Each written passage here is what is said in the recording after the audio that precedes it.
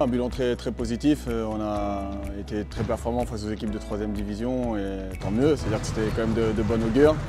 Et ensuite, ces 2 matchs contre les équipes de Betclic, Paris Basket qui était au début de sa préparation, mais on a réussi à s'opposer pendant presque 35-36 minutes, donc on était vraiment satisfait de la prestation. Et puis on finit avec une victoire contre Dijon. Et c'est pas rien de gagner une équipe de Betclic, même si évidemment eux ils n'étaient pas aussi au complet peut-être et pas encore à une étape importante de leur préparation, mais en tout cas pour nous c'est un bon signal. Ce qui m'a plu déjà c'est l'état d'esprit, parce que les nouveaux sont très bien intégrés et on a pu très vite se mettre au travail. Ce qui m'a plu c'est la stabilité dans le travail, ce qui m'a plu c'est le niveau d'exigence que les joueurs ont mis au quotidien. Et ce qui m'a un peu embêté, mais c'était inhérent à l'effectif qu'on avait, c'est que le retard un petit peu des joueurs qui étaient en équipe nationale. C'était pour des bonnes raisons, donc on était content pour eux, mais c'est sûr que pour nous c'était un peu plus compliqué. Je me sens très serein et c'est le message qu'on a essayé de passer depuis le début. On est évidemment très ambitieux, mais on a besoin de beaucoup de tranquillité et beaucoup d'humilité. En tout cas, ce que je ressens, c'est qu'il y a cette envie de très bien faire les choses, mais tout en étant très tranquille et en ne se projetant pas trop loin, mais déjà juste sur l'étape suivante. Très honnêtement, c'est pour moi le dernier match de préparation avant le début de la compétition, parce que la priorité reste quand même le championnat. Après, le tirage a fait qu'on joue une top équipe, Blois qui est notre voisin, et donc ça va permettre aussi aux joueurs de mesurer l'intensité et le niveau de l'ambiance de la Pro B, le niveau de dureté de la Pro B.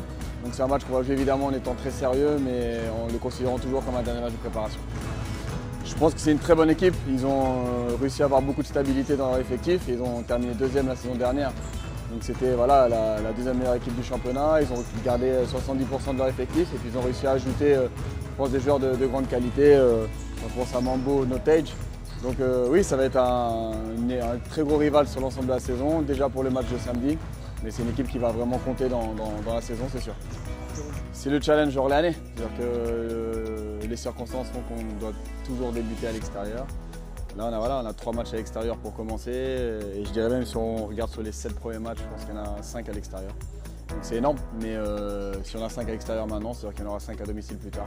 Donc oui, c'est un challenge plus important, mais de toute façon, c'est le challenge qui est présent devant nous et on ne peut pas refaire l'histoire. Donc on va l'affronter le plus sereinement possible.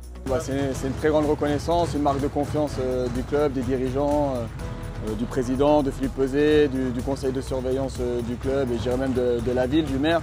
Voilà, ça montre que le travail qu'on a réalisé la saison dernière avec mon staff a été valorisé, a été considéré comme positif et en tout cas pour moi qui suis orléanais, c'est une très grande fierté de pouvoir continuer l'aventure en espérant maintenant réussir les objectifs élevés qui sont les nôtres.